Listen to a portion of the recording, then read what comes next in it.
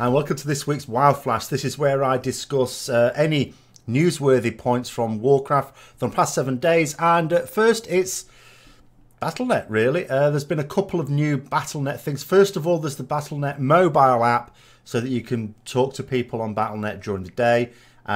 May actually be quite useful for me. Sometimes get like, so I can talk to potential recruits and things like that, at least during breaks at work. There's also some new stuff coming to the desktop app. I think this is sort of data mined at the moment. It's not there certainly right now, but it looks like, you know, how everyone uses Discord at the moment.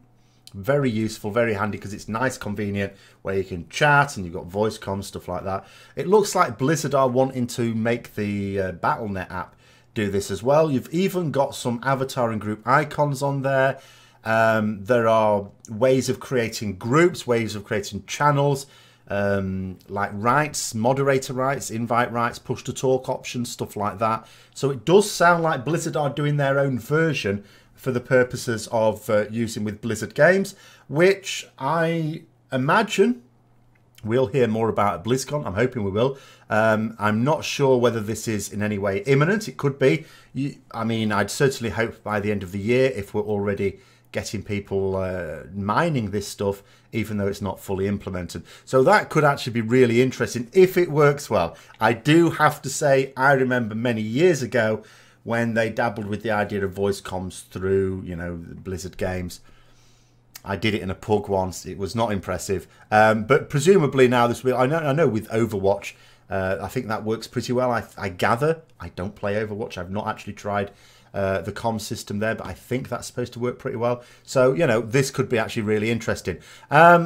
Also, Blizzard brought out a rather strange video this week, which was a review of 2017 by Ian Hazzikostas, game director of World of Warcraft.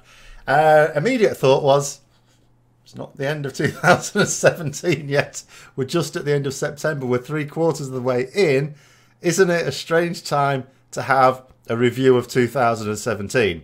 And I watched this. It was not a long one. I was thinking, oh, well, nice, though, that they're, you know, doing this. It's as good as a live Q&A, really, if they're going to be talking about loads of stuff. Have plenty to talk about in a separate vlog. But no, he didn't really say a lot at all. It was just literally what it said. It was a review of 2017, talking about some of the stuff they put in. Not in a great deal of detail, just emphasising, I think, a few points about wanting to make it, you know, the phrase used that sticks out in a lot of people's minds with this is, WoW is not a single-player game. So trying to emphasise the scale of it being an MMO. But yeah, there wasn't a great deal in it. Of course, it was all about Legion. I suppose it must have a purpose. They must have a purpose to bringing it out now. I also guess that the reason why they're not actually going to do it at the end of the year is because this is probably the last time when they can do something and the hype be about Legion, because you would expect that after BlizzCon, the focus is going to be, as it often is at these times, the next expansion. Because even though there will still be stuff coming out for Legion, we're not going to get the year-long drought, we hope, touch wood, but we expect not. Nonetheless, people are going to get excited about the new expansion, aren't they? Even when we've still got the current one to do too. So I guess that's it. You know, if they actually did something at the end of 2017 and they tried talking about Legion, it's like, no, Legion, leave it, it's done, it's done. Next expansion, all excited about Old Gods and Kulturas and Jaina and whatever else they decide to announce at BlizzCon. Now, I've noticed some people talking about this. Obviously, we don't know a great deal about it. And you can speculate till the cows come home, but, you know. But Blizzard are advertising for someone on a project to develop an RTS MMO mobile game. Strange to fit all those things together. I talked about this before, though, because, you know, for quite a few years, you often think to yourself, well, what would the next Warcraft game be? People keep talking about Warcraft 4, and you sort of think, well, it's not just going to be, they're not just going to do a straightforward Warcraft 4 like RTS. And if anything, World of Warcraft is Warcraft 4, so what they really mean is Warcraft 5. But what they actually mean is a fourth RTS. Well, this sounds like this is what this is. But it was, as I say, it was never going to be as the old ones were. What's the point?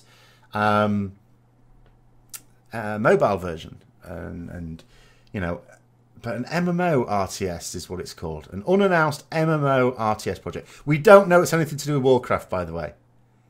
We don't know that. It may not be. It may be to do with Diablo. It may be to do with StarCraft. It could be any of Blizzard's games. It could be a completely new game. I'd be surprised.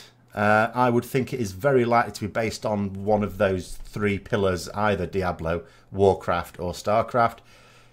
Could be any of them. Could be a new one, though. Who knows? But it was one of my fears that Blizzard would be making the next game for the mobile market. Of course, completely misses me out because I have nothing to, I don't even play console games. I'm certainly not going to play a mobile game. But, you know, a lot of MMOs, I think even RuneScape is on mobile now, and there's a few other games companies trying to tap into that, what is a very large market, after all. And it looks like this is no different. As I say, don't know it's Warcraft related, but I have just a sneaking suspicion. That being said, maybe it is Diablo, because another thing Blizzard said was, although there's going to be a stand at BlizzCon this year for Diablo, they've actually gone out their way to say there's not going to be any Diablo announcements. So last year they did a thing on Diablo because it was the 20th anniversary. This year there's going to be a Diablo panel, and there's going to be a Diablo like stand and stuff like that. But there's no major announcements yet. They said there's, you know, coming up, but not yet. Well, maybe this. Maybe this. Who knows? By the way, if you want to apply for that job, then of course you need to go onto the Blizzard website and check the details out. They buffed a secondary trait on the old relics for the Netherlight Crucible this week. Dark Sorrows went up by a whopping 40%.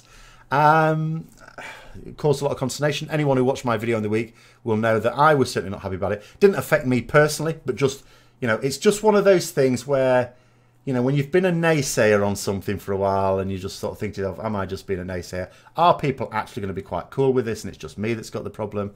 And then you sort of see the reaction that actually, no, there's a lot of people got a problem with this, to the point where Blizzard did have to feel they had to come out and justify it again. I was not that impressed with that justification.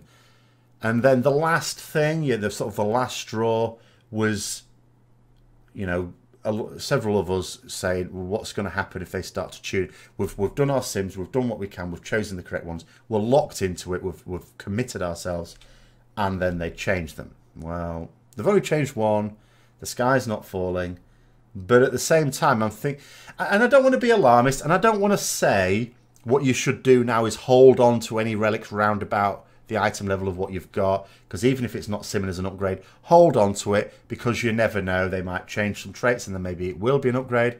So I don't want to say that, but I am thinking it very, very loudly. But we'll just have to see how that one pans out. And final bit of news is a hot fix that I'm not sure whether it's in or if it's just not implemented properly, but another thing to help out with people with alts. You know, it's one of these things where I just sort of wish they would do this from the start. They've done it quite early on, at least, you know, give them credit. And there's going to be account-wide access to world quests once a character has done the Assault Begins, and also invasion points and the greater invasion points once a character on that account has done the Dark Awakenings chapter. So in other words, when one character's done the quest lines that you need to access those, then all of your characters on that account get it. But as far as I can tell, it doesn't seem to be implemented yet. But I don't know whether it's one of those things. This has happened before, by the way, where it is implemented, but if you've already got a character who's done those, it doesn't seem to work for the rest of your account. You have to get another player through it. Another one of your characters has to do that quest line. Then it will trigger on the account. It may be one of those things. So rather than it checking to see if you've got the achievement, it only comes into effect when it sees you get the achievement, like you get the toe. So there's no word from Blizzard about this. I don't know if anyone's even asked it. I have to confess I haven't. But yeah, I think, you know, it might be one of those situations. They have been there before. So if it's not working like by the weekend, which is nowish, then I would probably say try it. If you've got a character that's close to it and you fancy going through anyway, just try it and it might unlock for the rest of the account. I might do that myself this weekend if I get time, just to see.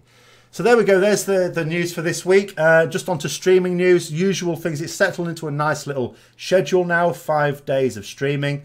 Not full days. 5 different days with a roughly 2 to 4 hour session.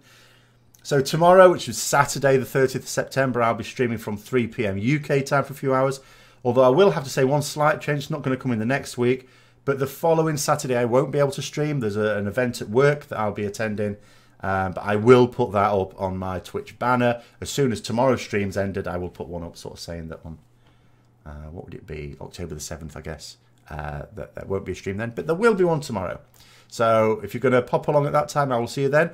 Other than that, I will see you next time I do my next video, which will also be tomorrow, ironically enough. See you later.